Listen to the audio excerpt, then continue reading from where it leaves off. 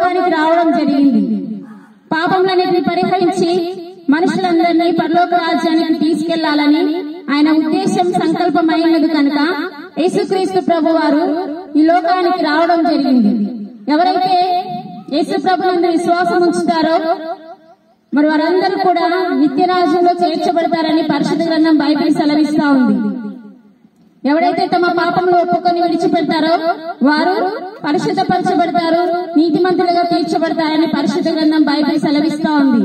కనుక యేసుక్రీస్తు ప్రభు ఎదుట యేసుక్రీస్తు ప్రభు నేను పాపిని, నా హృదయంలోనికి రమ్ము, నా పాపంలోని రక్తం చేత కడుగుము అని ఎవరైతే యేసు ప్రభుని బ్రతిమాలుకుంటారో లేదా ఒక చిన్న ప్రార్థన మీరు చేయగలుగుతారో వారి పాపములు క్షమించుటకు యేసుక్రీస్తు ప్రభు సిద్ధంగా ఉన్నాడు. అంతేకాదు మీకు నిత్యరాజ్యం పరలోక రాజ్యం ఇవ్వటానికి ఆయన తిరిగి రాబోతున్నాడు. ఒకవేళ తిరిగి వచ్చినప్పుడు మన పాపములు మనలో నిలిచి ఉన్నట్లయితే మనం దేవుని రాజ్యంలో ప్రవేశించలేము. అందుకే మారు మనసు పొందుడి అని యేసు ప్రభు వారు సెలవిస్తున్నాడు.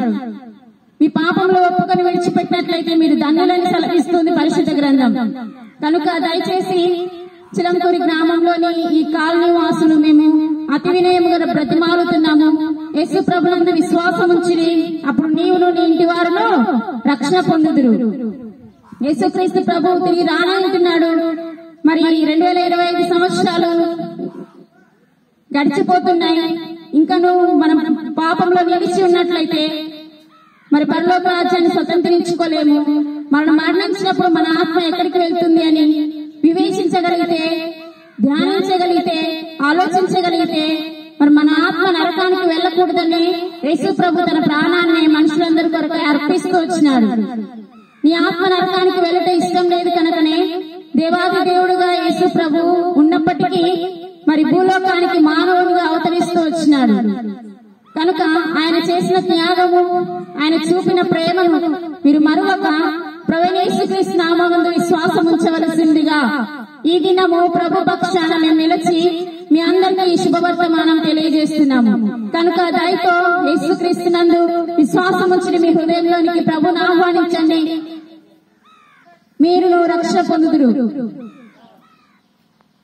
అంతేకాదండి, మరి రానున్న దినాలు భయంకరమైన దినాలు, మరి ఎన్నో దుర్ఘటనలు, తెగుళ్లు, ఖడ్గము, కరువు రాబోతున్నాయి. వాటన్నిటి నుంచి మనం తప్పించబడాలి అంటే ఎవరైతే అంతము వరకు ఎడతెగక ప్రార్థిస్తూ ఉంటారో వారు మాత్రమే ఉగ్రత దినమందు దాచబడతారని పరిశుద్ధ గ్రంథం బైబిల్ సెలవిస్తూ ఉంది. మరి రానున్న పరిస్థితులు ఎలాంటివైనా సరే, నీ కుటుంబం ఎలాంటి పరిస్థితిలో ఉన్నా సరే, మరి నువ్వు యేసు ప్రభునందు విశ్వాసం ఉంచినట్లయితే నిన్ను కాపాడి భద్రపరచుటకు ఆయన సమర్థుడైన దేవుడై ఉన్నాడు. కనుక యేసు ప్రభు ఇలాగ సెలవిచ్చుచున్నాడు, సమస్త భారం వహించిన సమస్త జనులారా నా యొద్దకు రండి, నేను మీకు విశ్రాంతిని కలుగజేస్తాను అని. విశ్రాంతి లేకున్నారా? సమాధానం లేకున్నారా? సంతోషం లేకుండా ఉన్నారా? ఆనందం లేకుండా ఉన్నారా? అయితే యేసుక్రీస్తు ప్రభు వారి వద్దకు వస్తే మీకు విశ్రాంతి, సమాధానము, నెమ్మది కలుగజేస్తానని ప్రభు సెలవిస్తున్నాడు. కనుక దయతో ఈ మాటలు మీ హృదయంలో స్వీకరించండి, అంగీకరించండి. మీ హృదయంలో యేసు ప్రభుని ఆహ్వానించండి.